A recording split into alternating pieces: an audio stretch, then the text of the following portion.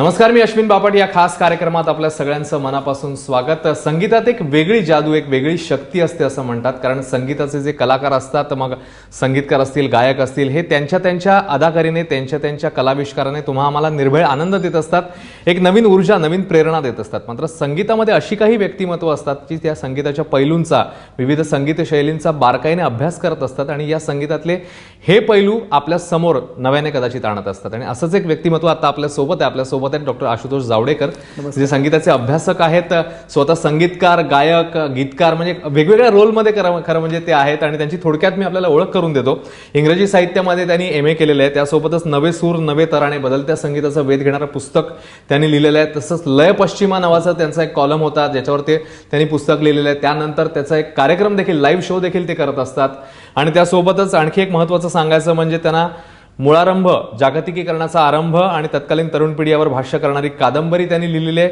सार्वजनिक ग्रंथालय नाशिक आणि पै फ्रेंड्स ग्रंथालय यांच्यातर्फे सर्वोत्कृष्ट कादंबरीचा पुरस्कार देखील त्यांना मिळालेला आहे. तर असे विविधांगी व्यक्तिमत्व, पण संगीताचा अतिशय बारकाईने अभ्यास करणारा असा व्यक्तिमत्व आपल्याकडे आहे. खूप खूप स्वागत तुमचं.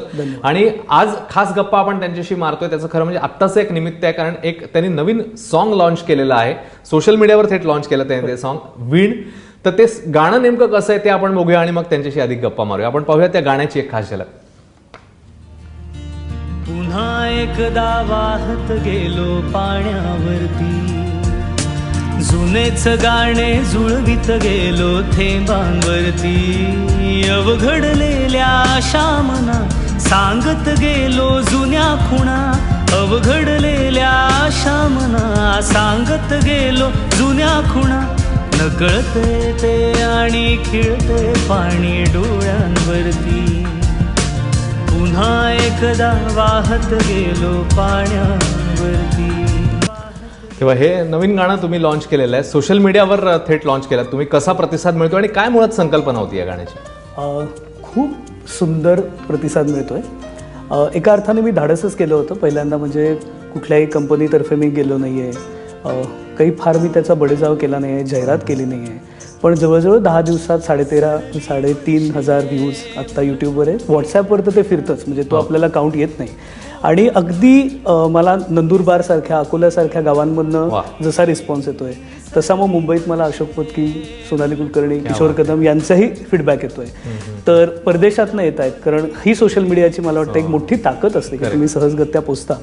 त्यामुळे प्रतिसाद खूप चांगला येतोय आणि त्याचा मला आनंदही होतोय, अशासाठी की मला असं नेहमी वाटतं की एक वेळ आली आहे की जिथे संगीताचं लोकशाहीकरण कुठेतरी व्हायला हवं आणि सोशल मीडियाद्वारे ते आज साध्य होताना मला दिसतंय. यात काही सुपरहिट मला अल्बम तयार करायचा वगैरे अशी माझी ॲम्बिशन नव्हती, नाही, नसेल. मुळात मला वाटतं मी एक्सप्रेशन, मला जे सुचतंय ते लिहितो. आता सातत्याने लिहित असल्यामुळे मला वाटतं महाराष्ट्र मला लेखक म्हणून जास्त ओळखतो, की कादंबरी आली आहे, लय पश्चिमा पुस्तक आलं आहे, कॉलम देखील, कॉलम माझा आत्ताही माझा एक चालू आहे. तर पण असं माझ्या हात गाणं होतंच, मी कित्येक वर्ष गातोय, त्यावर लिहिलंही आहे, त्यामुळे ऐकलं आहे जगभरचं. तर मला वाटलं चला यावर्षी करूया, एक 3-4 गाणी तरी आणूया आणि बघूया कसं वाटतंय लोकांना. आत आपल्याला वाटतंय की पोचवावंसं, तर ही माझी आतली उबळ आहे आणि तितपत बरं असावं असं आता वाटतंय की ज्या अर्थी जो रिस्पॉन्स येतोय. वीणची संकल्पना एक तर असं काही मी केलं नाही की मलाच गायचंय, मलाच लिहायचंय अट्टाहासाने काहीतरी. माझे खूप गायक गायिका मित्रमैत्रिणी चांगले आहेत, संगीतकारही आहेत, पण कवी देखील आहेत, बाकी मित्रमैत्रिणी. मी कोणालाही सांगू शकतो आशुतोष आहे, कारण असं झालंय. कारण मला असं वाटतं ना, मला सुचतानाच असं ते एकजीव होऊन सगळं सुचलं. शब्द सूर सगळे मला एकदम आले. मला मागची वाद्य एकत्र वाजत होते असं मला कुठेतरी वाटलं आणि ते नकळत झालं देखील. त्यामुळे एक वीणचा प्रवास देखील त्या कविता म्हणून देखील मोठा आहे की आपल्याला आयुष्यात भेटलेलं एखादं उत्कट भावसत्य असं आता मी म्हणू शकेन. आणि जे तुम्हाला असं वाटतं की अरे हे आपण विसरलो, हे टीनेजर लव असेल कदाचित, पण तसं ते नसतं. ते कुठेतरी भेटत राहतं तुम्हाला आणि तुमच्या आत असतं, ते तुमच्या आयुष्याला अर्थपूर्णता ते देत असतं. तर मला वाटतं वीणमध्ये एक मोठा धागा आहे की पहिल्या कडव्यात मी म्हणतो की अर्धे कच्चे अर्धे पक्के वय होते ते भारी, आणि मग पुढे ते असं जातं की सरली वर्षे उलटून गेल्या रात्री. तर एक आय थिंक एक मोठा कॅनव्हास मला छोट्या गाण्यातनं मांडता आला, जिथे आज फक्त साऊंडला महत्त्व दिलं जातं. आणि ते काही चुकीचं आहे असंही मी म्हणणार नाही, मी कोणाचा अनादर करत नाही, मला सगळे संगीतकार आवडतात मराठीतले, पण फक्त साऊंडला महत्त्व देणं हे हा काळ असताना मला वाटतं शब्द प्राधान्य असलेलं हे गाणं आहे की शब्दालाही महत्त्व आहे. त्या मेलडीला महत्त्व आहे असं तर मला वाटतं एक प्रयत्न होता खरं. आणि बऱ्यापैकी पोचलेला दिसतोय, त्याचा आनंद आहे. पण या गाण्याच्या निमित्ताने कुठेतरी लोकांना पण आपल्या आतमध्ये डोकवायला सांगताय तुम्ही, हा सगळा प्रवास दाखवता ना? असं म्हणता येईल, कारण ज्या पद्धतीचा मला रिस्पॉन्स आला, लोक म्हणजे रडले हे गाणं ऐकून, खूप त्या आठवणीत गेले, तर मला काही असं अपेक्षा नव्हती. दुसरं, मला एक नेहमी गमतीशीर आपल्याकडे तो एक प्रश्न विचारतात, माझी कादंबरी आली तेव्हाही विचारलं की हे सगळं तुझ्या आयुष्यावर आहे का, ही गर्लफ्रेंड तुझी आहे का वगैरे. तसंच हे गाणं झाल्यावरही काही जणांनी मला विचारलं की हे तुझ्या कुठल्या याच्यावर आहे का. तर मला वाटतं कवी असं काही स्वतःच्या याच्यावर फक्त लिहित नाही, मी माणसं बघत असतो, जग बघत असतो, आणि मला त्या सगळ्यांच्या याच्यात काहीतरी सामायिक धागा दिसतो, एखादी कॉमन थ्रेड दिसते, ती मी वीणमध्ये गुंफण्याचा प्रयत्न केला. आणि ती वीण अशी छान, म्हणजे सिंगापूरमध्ये शूट करताना युकिओंग त्यात गुंफला गेला, एडिटिंग करताना अजून गुंफले गेले, आणि आज एबीपी माझा आणि तुम्ही सगळे प्रेक्षक या विणीमध्ये गुंफले जात आहेत. तर ही छान वाढणारी गोष्ट वाटते मला. गाणं काय किंवा लिहिणं काय, दोन्ही. पण मग या वीणवर आता ज्याचा उल्लेख आपण सुरुवातीला मी तुमची ओळख करून देताना केला, लय पश्चिमा, तर तो देखील एक खूप तुमचा आता मला वाटतं मोठा शो सुरू आहे, खूप चांगला रिस्पॉन्स त्याला, त्याचा किती प्रभाव आहे याच्यावर? बऱ्यापैकी, म्हणजे खूपच मला वाटतं, स्पेशली ऑडिओमध्ये तर आहेच आहे, पण व्हिडिओमध्ये देखील आहे. कारण मूळ मी जेव्हा हे सगळं एक 4 वर्ष लय पश्चिमाचा अभ्यास करत होतो, तेव्हा असं मला जाणवलं की हे परदेशातले जे सगळे कलाकार आहेत ते स्वतः गातात, स्वतः लिहितात ते गाणं, आणि स्वतःच कंपोज करतात, आणि पुढे तर ते स्वतः नाचतात. मी तिथपर्यंत अजून नाही येणार आणि येऊ नाही शकणार, हे मला माहिती आहे. पण कुठेतरी मला ते डोक्यात होतं की अरे, ही कला ही अशी स्वयंपूर्ण असू शकते, आणि त्याने एक मजा येते. म्हणजे वेगवेगळे रोल्स असतील तर मजा येत नाही असं नाही, पण हे केलं तर वेगळी मजा येते. तो एक धागा होता. दुसरं असं मला वाटतं की जगभरचं ऐकल्यानंतर आपल्याला आपल्या मर्यादाही नीट कळलेल्या असतात. मग त्या मर्यादांमधलं छान काय, चांगलं काय, ते मला दिसत होतं की अरे, माझ्या हे जे शब्दांचं गणित सुराबरोबर जाते ते मला जमतंय, तर मी ते करावं असं कुठेतरी होतं. एक म्हणजे शेवटी स्केल चेंज येते वीणच्या गाण्यात, की पट्टी एकदम बदलते. तर आपल्याकडे खूप जणांनी तो प्रयोग केला आहे, पण मराठीत पटकन आत्ता तरी सध्याच्या याच्यात मला आढळला नाही. बरं, ते कुठेही स्केल चेंजचं गणित लावलं तर वर्क होत नाही. हा लय पश्चिमाचा एक प्रभाव होता. आणि तरी त्यात ताण आहे. म्हणजे मला असं वाटतं, दुसऱ्या कडव्यात मी म्हणतो की सरली वर्षे उलटून गेल्या राती, बोटांमधली निसटून गेली माती. तर मागे सगळी वेगळी वाद्य चालू आहे, पण त्यात बोटांमधली ही जी मिंड आहे ती आपली आहे. आणि मग तर कुठेतरी मला ना दोन्ही गोष्टी जोडता आल्या. आणि मी म्हटलं तसं हे माझं पहिलं गाणं आहे, अजून खूपच मोठा रस्ता पुढे जायचा, सुरुवात आहे. एका कार्यक्रमाचा आपण उल्लेख केलेला होता, ज्याचं तुम्ही आता सादरीकरण करता, लय पश्चिमा. तर ही संकल्पना नेमकी काय होती, आणि खूप अभ्यासपूर्ण अशा प्रकारचा तो, म्हणजे जी झलक आपण बघितली, तर काय नेमकं काय त्याच्यासाठी तुम्हाला करावं लागलं, किती मेहनत घ्यावी लागली? मला वाटतं जवळजवळ मी 5 वर्ष या विषयात आहे आता. बरोबर. आधी माझं पहिलं पुस्तक आलंय नवे सूर नवे तराणे, राजहंस प्रकाशनचं आहे. ते मी कंटेम्पररी बॉलिवूड म्युझिकवर लिहिलं होतं. त्याचवेळी मला डोक्यात होतं की मला अजून वरचं हे एक वेगळा जो आयाम आहे पाश्चात्य संगीताचा, तो बघायला पाहिजे. माझे प्रकाशक आहेत, त्यांनी मला त्या पद्धतीने दिशा दिली, सुचवलं. आणि मग कुठेतरी तो सगळा अभ्यास चालू झाला. मी ऐकलं खूप होतं, पण त्याचा अभ्यास वेगळा आणि नुसतं ऐकणं वेगळं. त्याच्यामुळे एकदा ते जवळजवळ PhD सारखी अभ्यास तरी मी केला, द्यायची का नाही ते शेवटी लोक ठरवतात. पण मग सदर लिहिलं गेलं. सदरानंतर पुस्तक लिहिताना मी फरक केला. सदराचे सगळे तुकडे एकत्र करून मी पुस्तक केलेलं नाही. कारण मला नेहमी वाटतं की सदर हे 3 मिनिटाच्या पॉप गाण्यासारखं असतं. ते वाचतं, गाजतं आणि संपतं. आणि पुस्तक हा विलंबित लयीतला ख्याल असतो. त्याच्यामुळे इन माय ओपिनियन तो तसंच्या तसं घेण्यात तर काही पॉईंट नव्हता. मग अजून अभ्यास केला गेला, अजून खूप जोडकाम केलं. ते होता होता कर्मधर्म संयोगाने असं झालं की त्यातनं स्टेज शो करावा अशी कल्पना सुचली, काही जणांनी सांगितली, आणि मग लय पश्चिमाचा कार्यक्रम तयार झाला, जो ज्याचा खरं पहिला प्रयोग आधीच झाला. म्हणजे पुस्तक प्रकाशित होण्याच्या आधी एक झाला. मग पुढे मुंबई, नागपूर, कोल्हापूर, कितीतरी ठिकाणी, आता नवी दिल्लीमध्ये झाला. तर आणि मला त्याचे 100-500 प्रयोग वगैरे असं काही करण्यात तो माझा फोकस कधी नव्हता. आणि नाही, मला असं वाटलं की एक मोठं संगीत आहे जे खूप सुंदर आहे, आणि ज्याला आपण फक्त उडतं संगीत म्हणून बाजूला ठेवतोय, तर हे काही खरं नाही. आणि ते आहेच आहे आपल्याकडे. म्हणजे ते काही आपल्याला फार परकही नाही, पण आपल्याला माहित नाही की अरे हे जे जे वापरले हिंदी चित्रपटामध्ये हे म्हणजे जॅझ आहे, हे आपल्याला माहित नसतं, पण ते असतं, आपण ऐकलेलंही असतं. त्यामुळे ती कुठेतरी एक संकल्पना होती.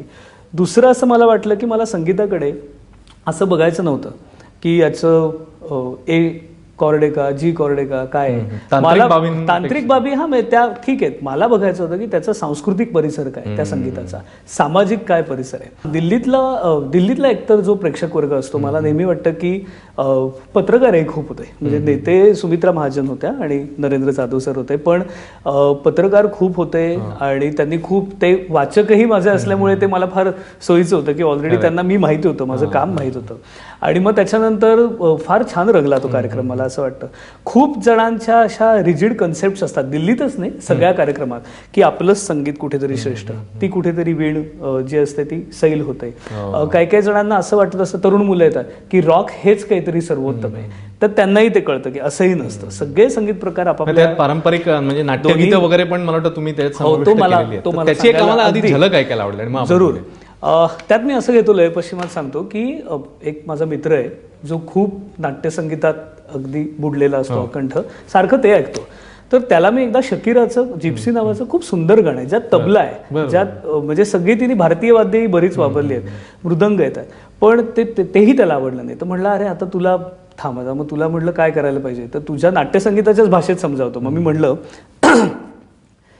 भाव भक्तीची भावुक गाथा, भाव भक्तीची भावुक गाथा, पराभूत हो नमवित माथा, नवे सुरन नवे तराणे, नवे सुरन नवे तराणे, नवे सुरन नवे तराणे, हवान वाहानू या भवनातील गीत पुराणे, मवाळ हळवे सूर जाऊ द्या, मवाळ हळवे सूर जाऊ द्या, मवाळ हळवे सूर जाऊ द्या, आज येथूनी दूर या भवनातील गीत पुराणे. आणि मग मी त्याला म्हणलं की वसंतरावांनी आणि अभिषेकी बुवांनी सांगितलंय की या भवनातील गीत पुराणे, मवाळ हळवे सूर येथूनी आज जाऊ दे दूर. चल आता हिपहॉप ऐकायला. सो यु नो, मला असं कुठेतरी वाटतं. आणि हिपहॉप का तेही सांगतो. हिपहॉपमध्ये काय आहे, शब्द आणि सूर याचा खेळ आहे, तालाचा, म्हणजे सुरापेक्षाही ताल आणि शब्दांची व्यंजन यांचा खेळ आहे. खूपदा असं मला वाटतं नाट्यसंगीतात तेच आहे. म्हणजे आपण ताना वगैरे हे एक अंग झालं, पण नाट्यसंगीता म्हणजे क्लासिकल एखाद्या बंदिशीपेक्षाही वेगळं काय आहे, तर त्याच्यात तो खेळ चालू असतो व्यंजनांचा आणि तालाचा. त्या बरोबर तानेमध्ये ते शब्द सगळे कविता आहेत. त्या गडकरींचं नाट्यसंगीतावरनं आठवलं की आपण खूपदा ते विसरलो की राम गणेश गडकरींचं आहे की पदर पदर परिशैवटी तुटत तुटत जाई, असं एका नाट्यगीतात आहे. तर मला नेहमी वाटतं की तो पदर फक्त काही अनुप्रास किंवा द्विरुक्तीसाठी तो नाही आलेला ते, तर त्या अख्ख्या बाईचं जगणं येतात की पदर पदर परिशैवटी तुटत तुटत जाई. तर मला असं वाटतं मी लय पश्चिमाचा सगळ्यात मोठा त्या कॅनव्हासचा मला फायदा असा झाला की मला या वेगळ्या नजरेनं आपल्याही संगीताकडे बघता आलं. आणि ते कुठेतरी असं म्हणजे मला काय अगदी सर्वज्ञान झालं वगैरे असं मुळीच नाही. मला कळलं की ही सुरुवात आहे हे समजून घेण्याची. आणि मग वाटलं अरे यार हे आपण शेअर करूया, हे लोकांना हे ऐकूया. आणि तो प्रवास म्हणजे लय पश्चिम आहे खरं तर. क्या बात आहे. याच्याबद्दल तर आपण बोलतोच आहे, मात्र याच्या व्यतिरिक्त देखील तुमची एक ओळख आहे, ती म्हणजे केंद्रीय पर्यावरण मंत्री प्रकाश जावडेकरांचे तुम्ही चिरंजीव आहात. मला वाटतं ती ओळख तुम्ही फार कुठे सांगत नाही, पण ही ओळख आहे तुमची. तर त्यांचं तुमचं संगीताविषयी काय चर्चा गप्पा होतात, त्यांना गाण्याची कितपत आवड आहे, कशी आवड आहे? खूप आहे. बाबा खूप ऐकतात.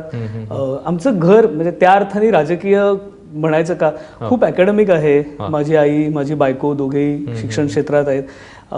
त्यामुळे होतं असं ना की एक रसिकतेचा खरं संस्कार लागतो तुम्हाला, तो माझ्या घरात आहे. आणि चांगला ऐकण्याचा, चांगलं बघण्याचा संस्कार असतो तो लागतो. त्यामुळे आता म्हणजे मी शकीराचं जेव्हा पहिल्यांदा गाणं आलं होतं फुटबॉलच्या वेळेला, वाका वाका, तर ते बाबांनी मला पहिल्यांदा सांगितलं. म्हणजे ही इज सो अपडेटेड. खूप कलाकार आहेत मुंबईतले ज्यांना माहिती आहे की बाबा किती रसिक आहेत, त्यामुळे तो एक भाग असतो. त्यांची काय फरमाईश असते तुमच्याकडे? एखादी त्यांच्या आवडीचं एखादं त्यांना गीत? माझ्या कविता खूप आवडतात. बरं. एक ते तर मी सांगतो, पण मला एक अजून असं सांगायला वाटेल की मी माझी ओळख तुम्ही म्हणालात तर सांगत नाही, म्हणजे मला असं वाटतं की एक स्वतंत्र तुम्हाला आयडेंटिटी असणं हे खूप खरंय, महत्वाचं असतं. खरंय. आणि ती हार दंड आहे माझ्याबाबत असंही मला हो, वाटतं. हो. त्याच्यामुळे त्या ओळखीचा मला अभिमान आहेच.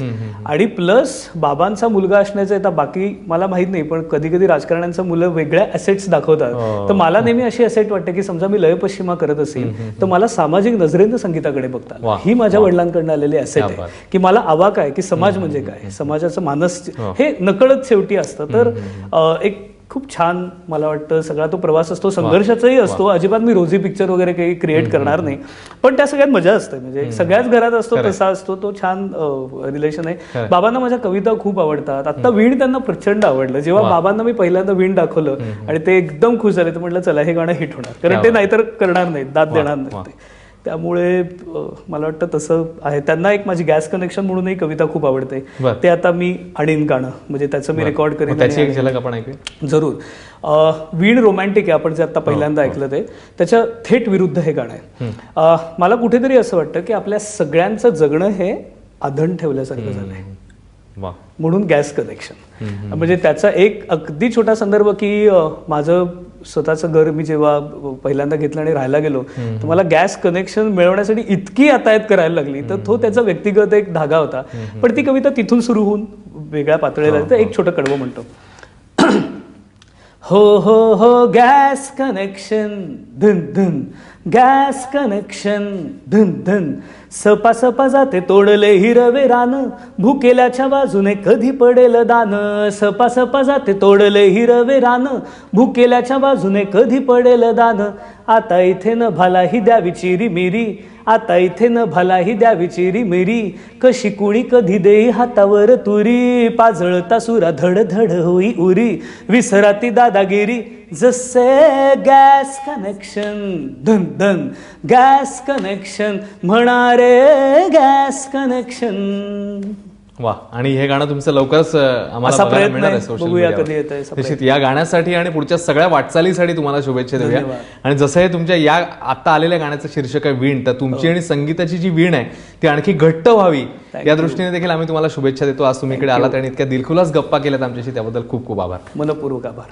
तेव्हा या खास गप्पांमध्ये आता आपण इकडेच थांबतोय. ताज्या घडामोडींसाठी पाहत राहा ABP माझा.